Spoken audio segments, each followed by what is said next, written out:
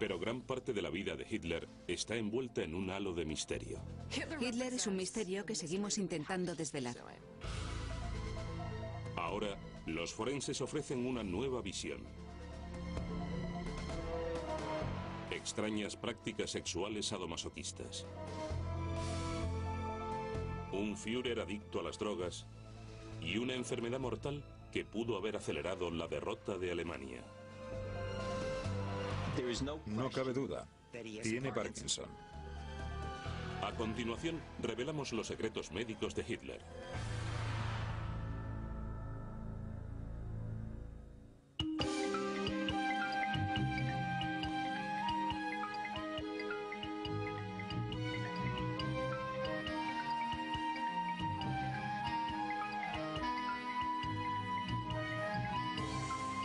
Los muertos hablan.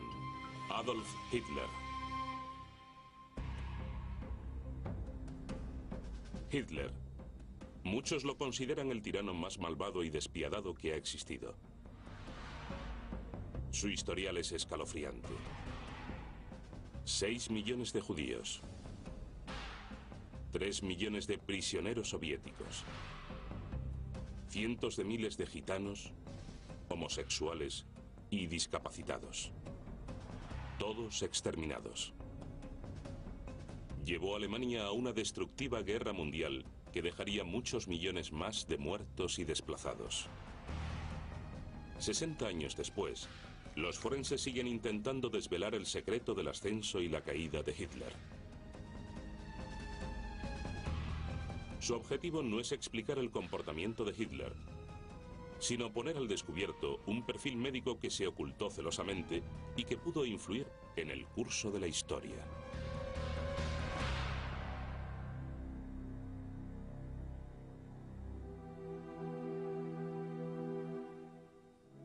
La búsqueda de pistas nos remonta a 1889 con el nacimiento de Hitler en Braunau, Austria. La primera pregunta de los investigadores médicos es: ¿ayuda la juventud de Hitler a entender lo que conformó sus fanáticos ideales?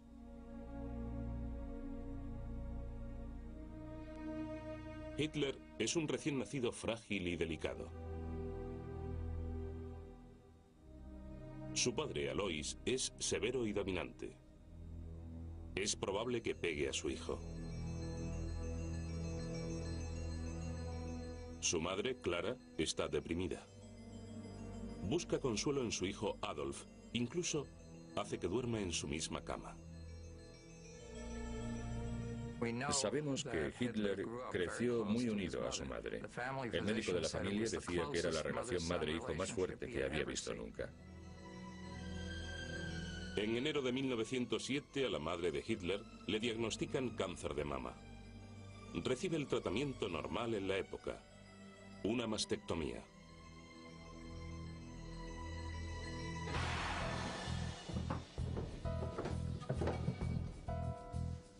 El historiador Rudolf Binion busca pistas sobre esta etapa de la vida de Hitler. Encuentra los informes médicos del doctor de Clara, el judío Eduard Bloch. Indican que Hitler, con 17 años, convence al doctor Bloch para intentar un tratamiento radical y no probado. Altas dosis de un potente desinfectante llamado iodoformo. Quema la piel, provoca vómitos y alucinaciones. Resulta inútil y tremendamente doloroso. Podemos seguir a Adolf Hitler día a día durante el tratamiento de su madre. Podemos verlo atormentado mientras la envenenan sistemáticamente con el efecto de la sobredosis de iodoformo. Finalmente, Clara muere el 21 de diciembre. El joven Hitler está muy afligido. Como escribe en Mein Kampf, mi lucha, fue un golpe terrible. A mi padre lo había honrado, pero a mi madre la había amado. Binion cree que Hitler tiene remordimientos por haber causado a su madre semejante agonía. Pero en vez de culparse, dirige inconscientemente su ira contra el médico judío.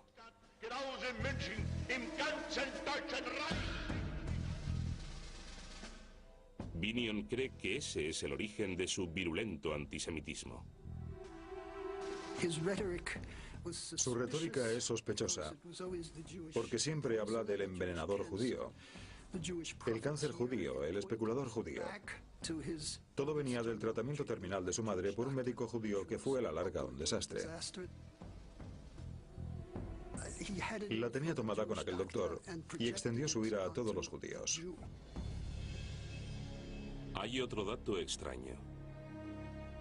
Rudolf Binion, psicohistoriador, cree que la estrecha y atormentada relación de Hitler con su madre pudo causar una crisis en su identidad sexual. Según la psicología freudiana clásica, pudo tener graves consecuencias en el desarrollo de su futura vida sexual.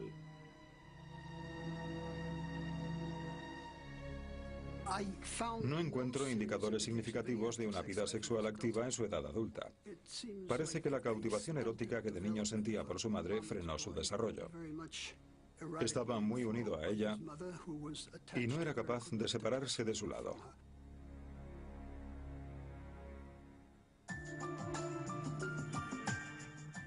En 1908, al poco de morir su madre, los forenses siguen a Hitler hasta Viena, donde se muda para hacerse un artista. Estos cuadros muestran sus impresiones de la ciudad.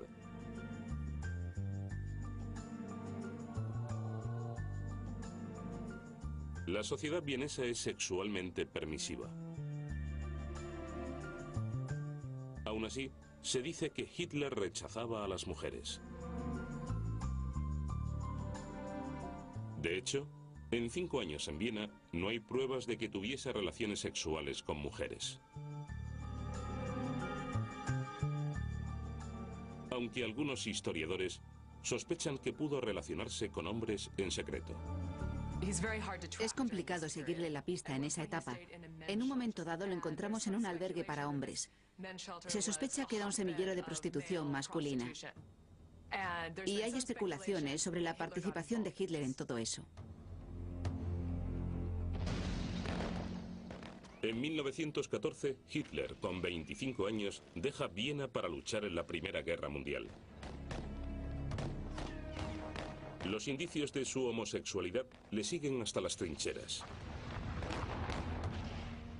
Un compañero del ejército contó más tarde a los biógrafos de Hitler que lo vio practicando sexo con otros soldados. La homosexualidad de Hitler no está confirmada, pero algunos psicólogos creen que su deseo de reprimir sus propios impulsos puede estar entre las causas de su posterior persecución de los homosexuales.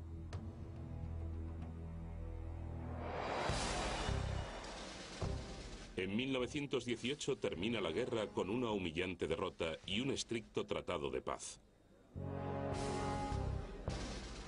Alemania se verá sacudida por el desempleo y la hiperinflación. Hitler, ya con 29 años, se une a lo que será el partido nazi y empieza a predicar el nacionalismo y el antisemitismo.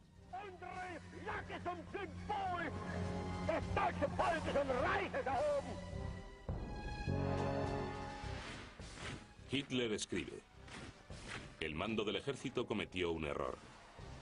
No encarcelar a su debido tiempo a toda la sucia escoria judía que condujo a nuestra gente al terrible desastre de 1918. Sus cabezas rodarán. La voluntad alemana aniquilará la calavera judía. Como portavoz jefe del partido nazi, la fama de Hitler crece día a día.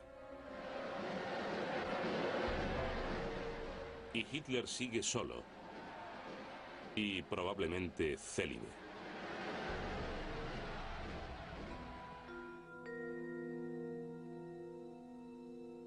En 1927, a los 37 años, Hitler comienza la relación más misteriosa de su vida.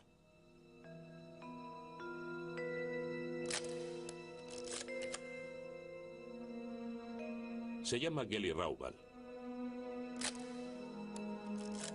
Tiene 18 años y Hitler le dobla la edad.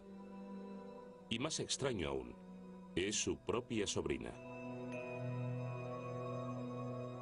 Pero se dice que Hitler estaba más a gusto con ella que con nadie.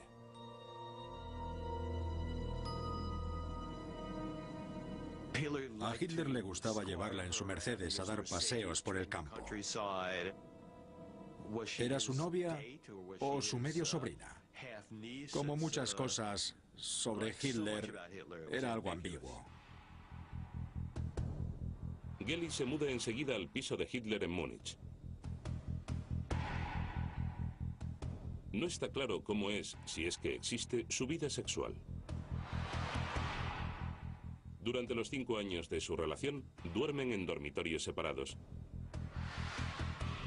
Pero unas polémicas declaraciones recogidas por la inteligencia americana indican que Hitler fuerza a Geli a participar en retorcidas prácticas sadomasoquistas.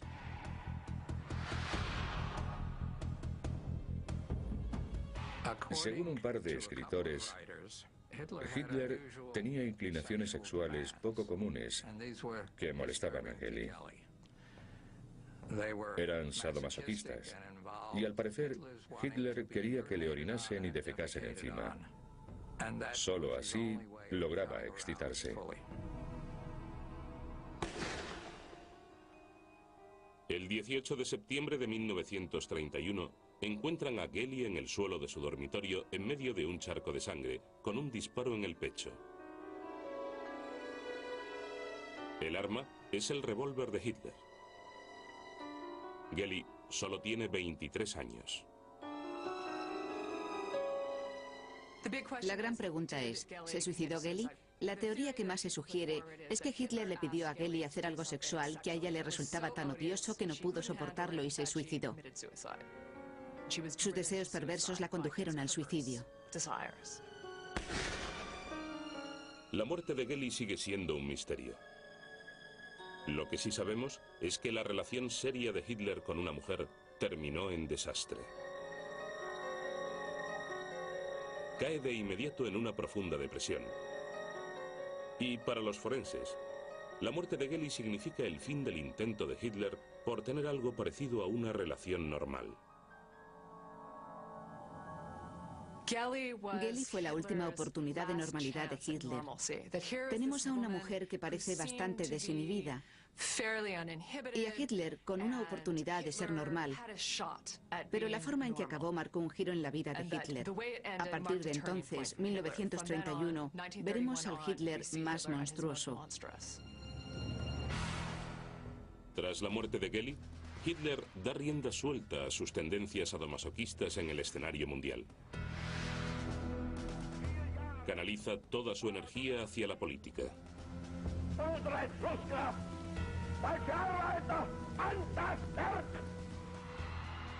Hitler ha fracasado con las mujeres y puede que con los hombres, pero parece que al fin ha encontrado una relación, una obsesiva aventura con el poder político.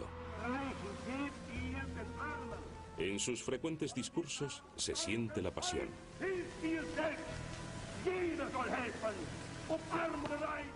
Los forenses encuentran una extraña confirmación. Para Hitler, la política sustituye al sexo. Su propia voz le excita sexualmente. Hitler les contó a 2 de sus médicos que durante sus discursos tenía orgasmos. Eso le avergonzaba y les pidió algún remedio para no tener orgasmos ni excitación sexual en sus mítines. Le aconsejaron que dejase las cosas como estaban, porque sin su excitación sexual, su oratoria perdería fuerza. Esa era su vida sexual. Estaba totalmente proyectada hacia Alemania, sublimada, por así decirlo, con una venganza. Hitler seduce a los alemanes. Millones de ellos sucumben al poder de su oratoria. Cuando ves los noticiarios, aparentemente no captan, ni siquiera se acercan al efecto de ver a Hitler en persona. En persona la gente se desvanecía. Hablaban de ello como si se desmayasen de placer, las mujeres y a veces incluso los hombres.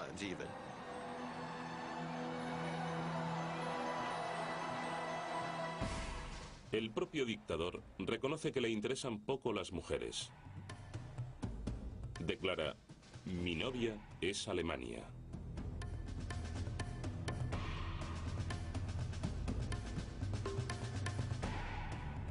La personalidad social de Hitler está ya firmemente asentada.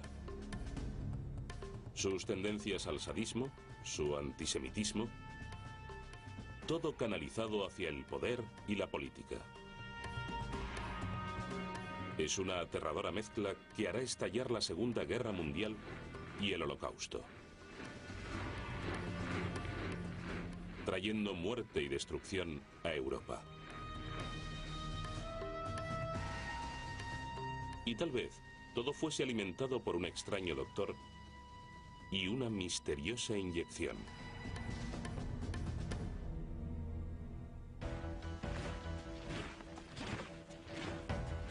Estamos en 1935 y Adolf Hitler controla a Alemania con firmeza.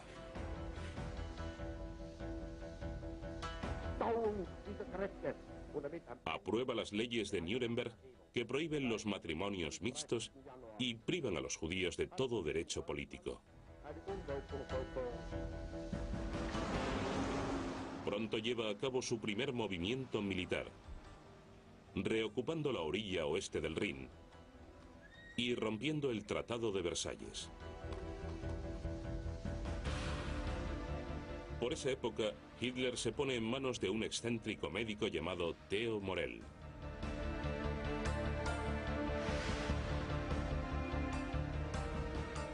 Morell le inyectará al Führer su propio brebaje secreto.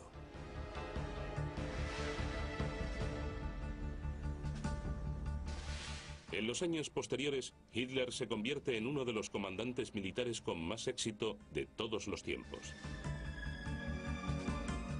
Hoy, un forense intenta determinar qué contenían exactamente aquellas inyecciones.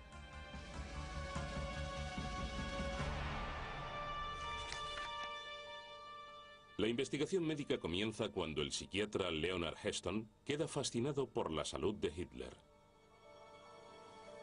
Es evidente que era un hombre enfermo. Me quedé perplejo con el estado de salud de Hitler. No daba crédito.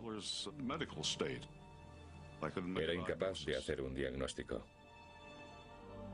Lo que más sorprende a Heston es el radical cambio de comportamiento de Hitler. El Führer empieza siendo un estratega cuidadoso y reflexivo. Pero después, sus decisiones se vuelven impulsivas. Su ira se hace incontrolable. Y lo más extraño de todo, su estado de ánimo suele ser de euforia, incluso en los peores momentos.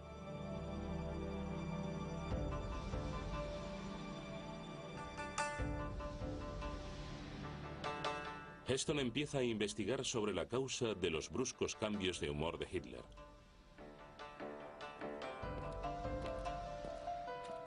Averigua que le obsesiona la enfermedad.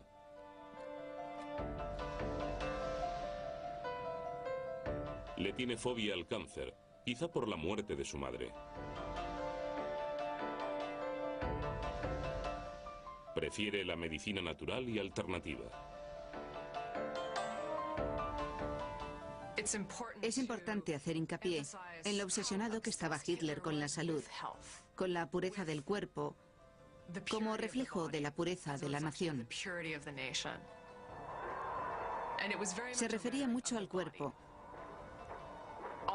y toda su retórica es sobre la limpieza, la eliminación de todo lo que se aparta de su nación idealizada.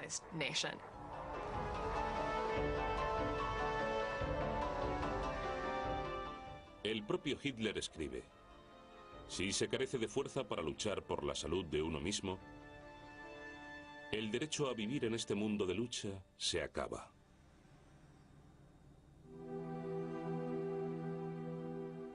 La investigación de Heston le lleva hasta el doctor Theo Morell, cuya especialidad es el tratamiento de aristócratas y celebridades. En 1936, Morell empieza a tratar a la mayor celebridad de Alemania. Durante años, Hitler ha tenido problemas digestivos. Sufre de embarazosas flatulencias y fuertes dolores que Heston cree que son consecuencia de cálculos biliares. Morell le receta un tratamiento poco ortodoxo: cápsulas de bacterias vivas cultivadas de las heces de un campesino búlgaro.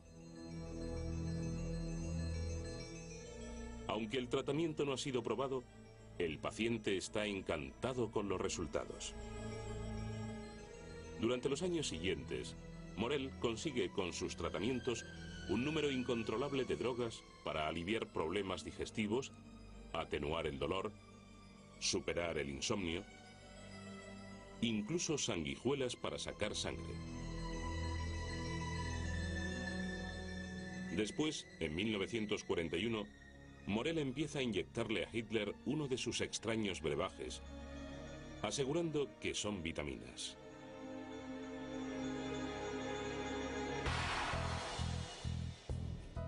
Heston sigue la pista y pregunta a un testigo que sobrevivió a las inyecciones: el mayordomo de Hitler, Heinz Linga. La respuesta de Linga parecía renovado, con nuevas energías, listo para afrontar el día y salir a dirigir la guerra. Era inmediato. La aguja seguía en su brazo y Hitler ya estaba espabilado.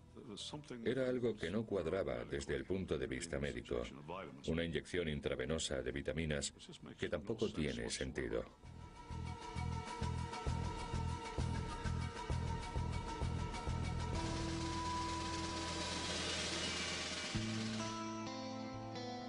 Heston se propone averiguar qué había en aquellas misteriosas inyecciones.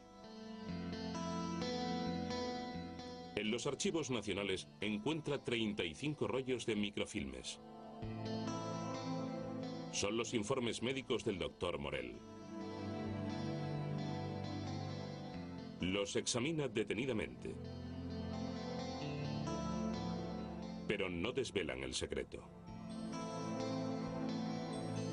Después, Heston investiga los archivos personales de un curioso doctor que durante la guerra analizó en secreto los preparados de Morell. Los resultados son tan dañinos que el segundo de a bordo de Hitler, Heinrich Himmler, hace destruir los informes del laboratorio porque muestran que Hitler está tomando anfetaminas. El líder nazi es adicto al speed.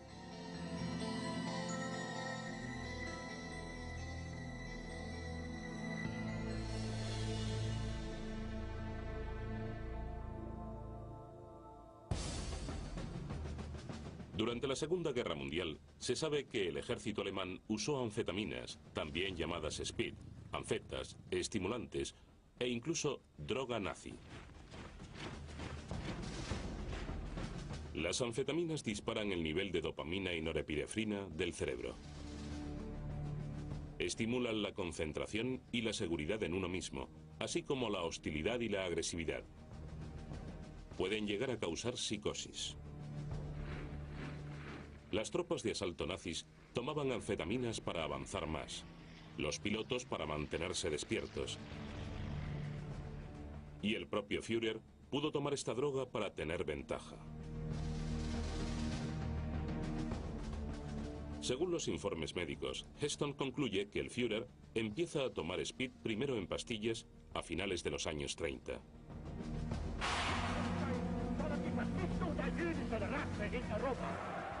Es un periodo en que Hitler hace movimientos diplomáticos arriesgados e intimidadores.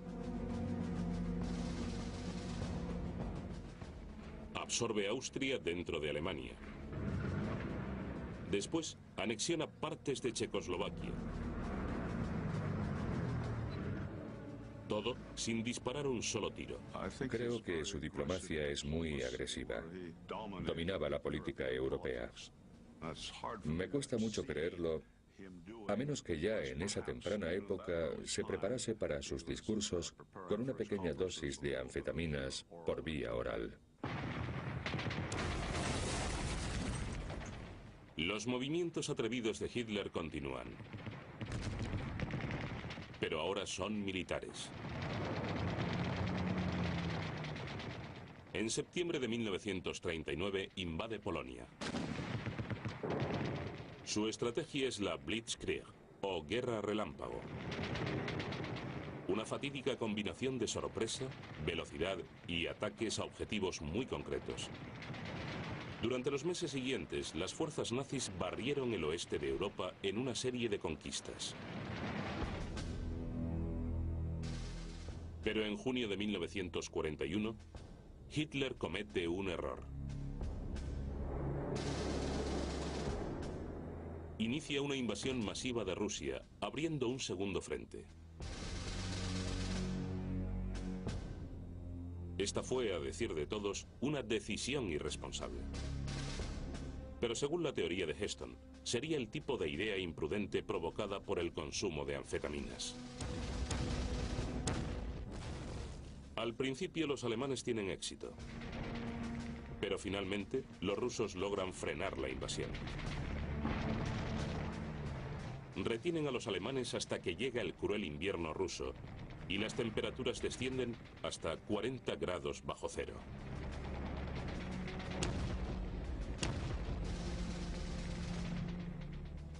Por primera vez, Hitler siente la fuerte tensión de la guerra. Es en este punto cuando Heston cree que el Dr. Morell cambia las pastillas por las inyecciones de Speed. Si necesitas estar estimulado constantemente durante un periodo de tiempo, como creo que necesitaría Hitler antes de Moscú, tienes que tomarlo con mucha más frecuencia. Y él se inyectaba en el transcurso de la guerra cuando llegaban malas noticias. Pronto Hitler empieza a tolerar la droga y necesita cada vez más inyecciones para lograr el mismo efecto.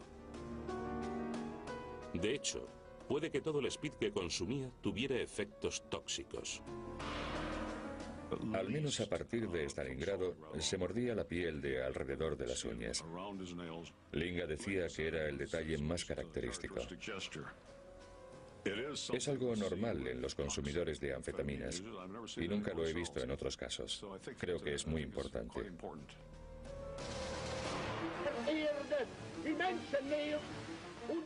La cólera también puede ser un efecto secundario del consumo de anfetaminas.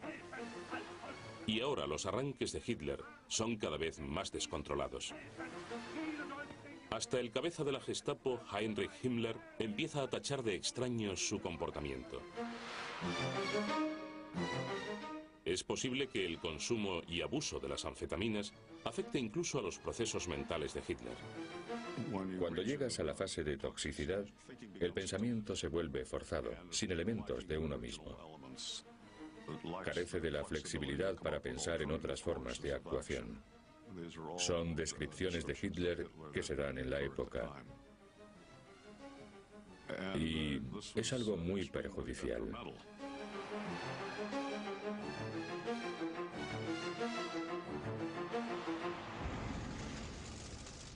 En 1943, la invasión de Rusia por Hitler ha sido catastrófica.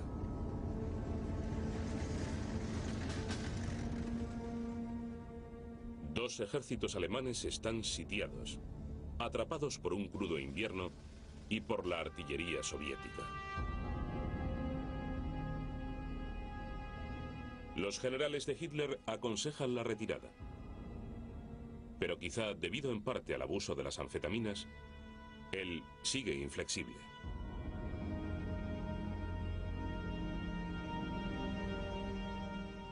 Insiste en la política de no retirada, obligando a sus hombres a luchar,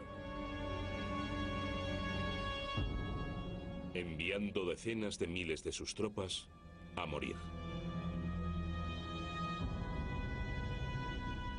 Finalmente, los alemanes se ven obligados a rendirse en Stalingrado.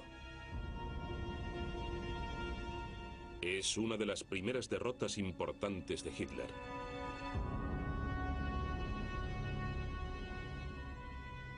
Una grieta que se va ensanchando en el una vez invencible ejército alemán.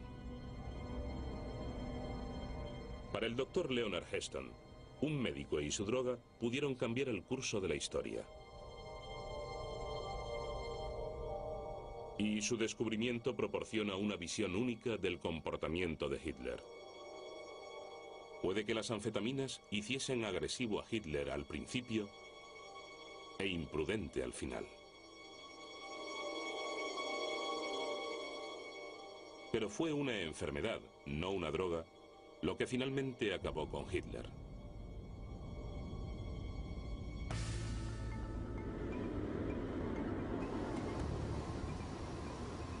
Estamos en 1940. Con un asombroso valor militar e impulsado por las anfetaminas, Hitler se abre paso por el oeste de Europa.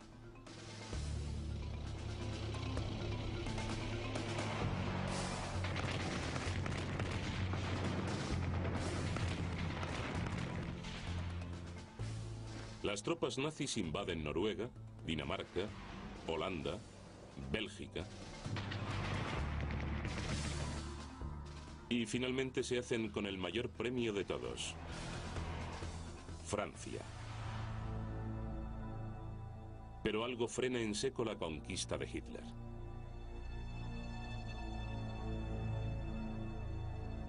Un médico forense ha desarrollado una nueva teoría.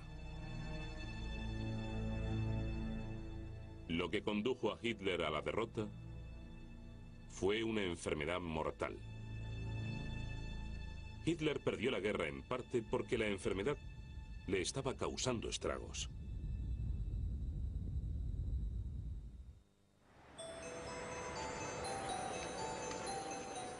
La historia comienza en Brooklyn, cuando un niño americano queda fascinado por las maldades de la Alemania nazi.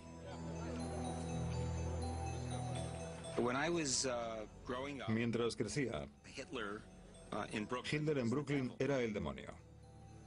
Yo pensaba, ¿por qué quería matarme a aquel hombre? ¿Por qué quería matar a todos los judíos? Me obsesioné con Alemania y Hitler. La obsesión de Lieberman con Hitler le sigue durante sus estudios en la Facultad de Medicina. Y cuando se convierte en experto en la enfermedad de Parkinson.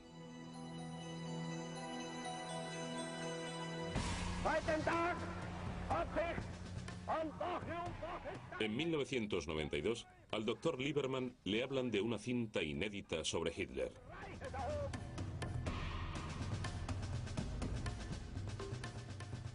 El Führer siempre ha cuidado mucho su imagen. Suprime todo lo que pueda sugerir debilidad. Pero el montaje que están a punto de ver escapa de algún modo a la censura alemana. El doctor Lieberman empieza a ver la cinta. El casi desconocido noticiario sueco. Revela una imagen que nadie de fuera del círculo del Führer ha visto jamás. ¿Ven caminar a Hitler? Su mano izquierda le cuelga como sin fuerza, pero puede verse cómo le tiembla. Está muy claro y es muy convincente. Es el temblor de la enfermedad de Parkinson. Y no cabe duda de ello en la mente de cualquier neurólogo que haya visto esto. Es una teoría impactante. Hitler, el incansable promotor de la fuerza y la salud arias, pudo sufrir los estragos de una insidiosa enfermedad neurológica. El Parkinson afecta a una parte del cerebro llamada sustancia negra. Esta región suele producir dopamina neurotransmisora que ayuda a regir el movimiento. Cuando aparece la enfermedad de Parkinson, destruye las células productoras de dopamina. Al principio, la falta de dopamina produce temblores. Después, nubla el pensamiento. Finalmente, acaba en una inmovilidad total y en la muerte. Sin tratamientos disponibles en la época, el Parkinson paralizará de forma lenta pero segura el cuerpo y la mente de Hitler. El doctor Lieberman empieza a buscar pruebas que respalden su teoría. Primero intenta encontrar los primeros síntomas en Hitler de la enfermedad de Parkinson y seguirles la pista. Reúne 300 horas de películas sobre la carrera de Hitler y las examina cronológicamente con el ojo de un investigador policial.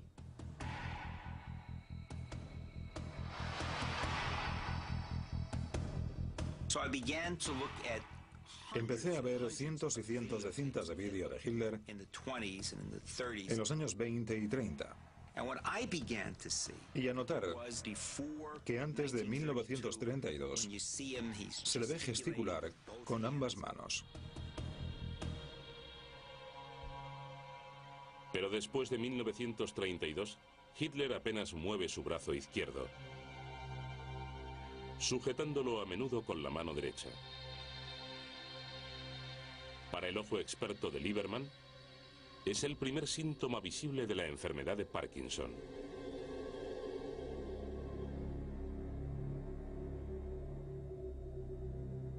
El análisis de Lieberman de las cintas muestra pruebas del Parkinson cuando Hitler solo tenía 43 años. Mientras la mayoría de los casos de Parkinson aparecen en la vejez, un 10% de los afectados empiezan a sufrir los síntomas antes de los 50.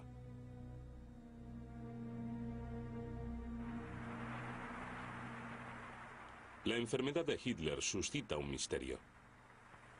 ¿Por qué no reconocieron otros la enfermedad mortal del Führer? Tuvo que ser obvio para cualquiera. Yo había leído libros de gente que había estado con Hitler. Nadie mencionaba nada sobre la enfermedad de Parkinson. Y empiezas a preguntarte, ¿por qué?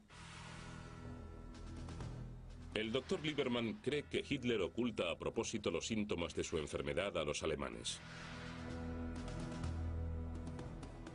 Sus censores solo dan el visto bueno a fotos que lo muestran en todo su esplendor. Para proteger su imagen de pureza aria, el hombre que ascendió al poder por la grandeza de sus discursos aparece cada vez menos en público.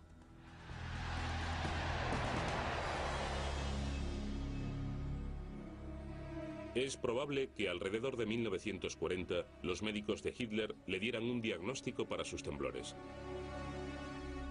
En aquella época, el diagnóstico de la enfermedad de Parkinson era un certificado de muerte. No hay medicamentos como la L-Dopa que frenen el curso de la enfermedad.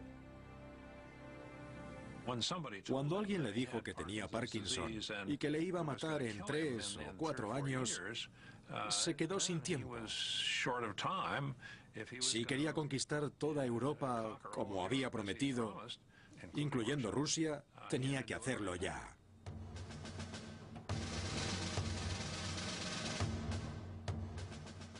Hitler acelera entonces sus planes de conquista. Invade temerariamente Rusia y abre un segundo frente.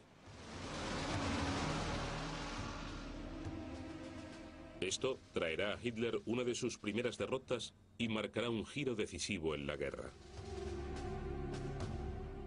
Los historiadores siempre se han preguntado por qué Hitler hizo un movimiento tan poco característico de él. Algunos sospechan de las anfetaminas, pero lo más probable es que un Hitler gravemente enfermo intentase desesperadamente adelantarse a su propia muerte. En ese momento, las fanáticas persecuciones de Hitler están en pleno auge. Envía a judíos, homosexuales y gitanos a los campos de exterminio.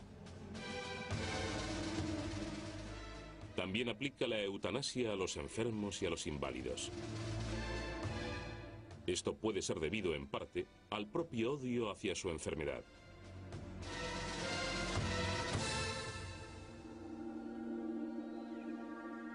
...1944... Unos 12 años de Parkinson pasan factura. Hitler tiene 55 años, pero aparenta 70. Tiembla, tropieza y arrastra los pies. Sin embargo, ninguno de sus leales colaboradores se atreve a romper el código de silencio. El mayordomo, los sirvientes, las secretarias, Eva Braun, Goebbels, sabemos que no dijeron nada. Las personas cercanas a Hitler, las que le servían, no mencionaban su enfermedad de Parkinson.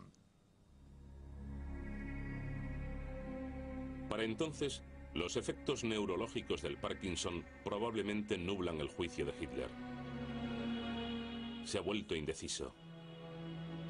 Se comporta de forma irracional. Y está a punto de cometer un error fatídico que puede costarle la guerra.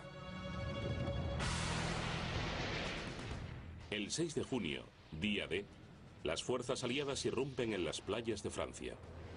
El ataque en sí no es ninguna sorpresa, pero su ubicación en Normandía sí lo es. Hitler ha insistido en que el ataque tendrá lugar a unos 240 kilómetros, en Calais.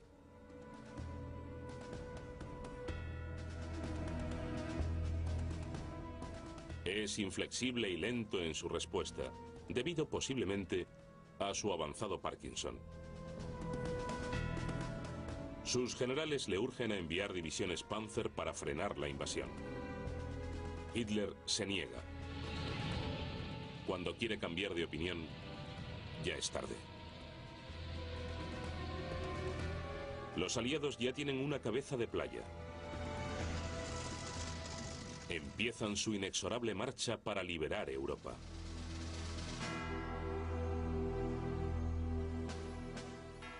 Hitler pudo ser un brillante estratega militar, pero no tuvo nada que hacer ante el poder degenerativo del Parkinson. Una enfermedad, sumada a las fuerzas aliadas, pudo haber precipitado la derrota de Adolf Hitler. Sin embargo, no es una enfermedad lo que se llevará la vida de Hitler. Solo ahora puede desvelarse el misterio de la muerte de Hitler.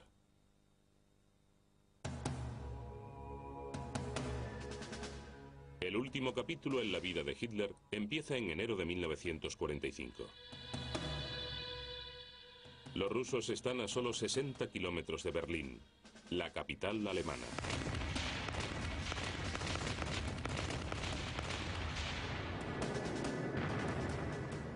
Los ingleses bombardean la ciudad por la noche y los americanos por el día. Gran parte de esta gran metrópolis ha quedado reducida a escombros. Hitler y su séquito se retiran a un centro de mando subterráneo en el corazón de Berlín. Lo llaman el Führerbunker, un refugio a prueba de bombas excavado en los jardines de la Cancillería.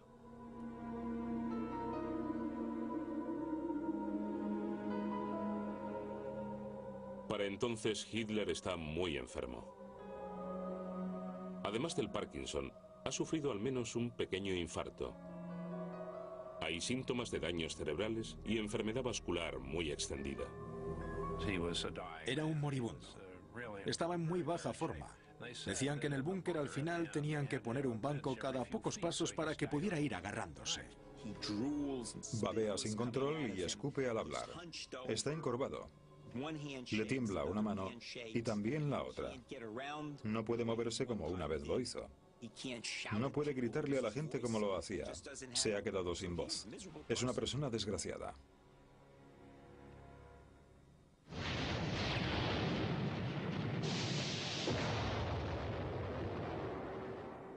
En contados momentos de lucidez, Hitler reconoce que la situación es desesperada y decide suicidarse. Solo ahora, afrontando su propia muerte, acepta a Eva Braun, su fiel compañera durante 15 años, como esposa. Como sus otras relaciones, esta ha sido sexualmente ambigua.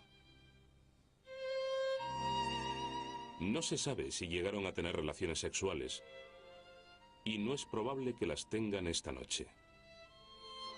Porque Hitler, como un tercio de los hombres con Parkinson, es seguramente impotente. A las 3:30 de la tarde del día posterior a la boda, Hitler hace su jugada final. Hitler y Eva Braun se retiran a su estudio y desaparecen tras la puerta cerrada. Y se suicidan. ¿O no? Esto será para siempre un misterio. Los rusos corren al búnker y dicen haber encontrado el cadáver de Hitler. Más tarde, afirman que no. Stalin llega a decir que Hitler ha escapado, iniciando una oleada de especulaciones.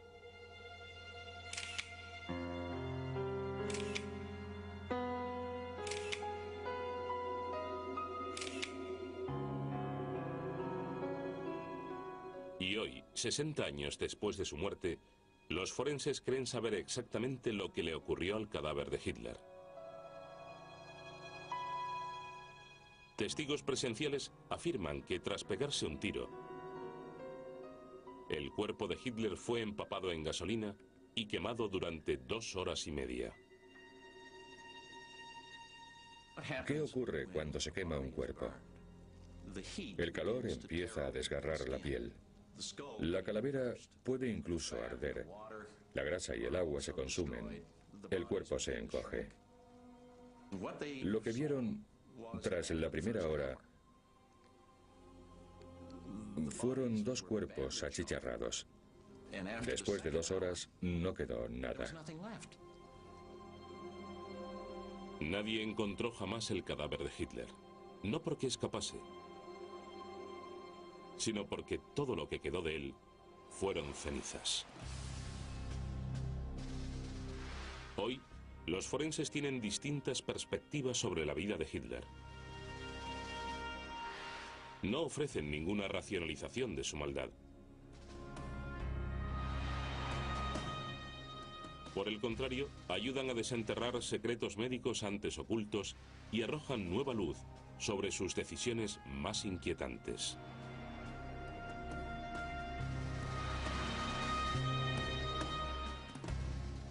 La visión de Hitler de la conquista se volvió tan oscura que algunos lo retratan en términos mitológicos. Pero su historial médico demuestra que no fue mítico en absoluto. El dictador que muchos consideran el hombre más malvado tuvo un destino muy vulgar. Enfermedad, adicción y, en última instancia, suicidio.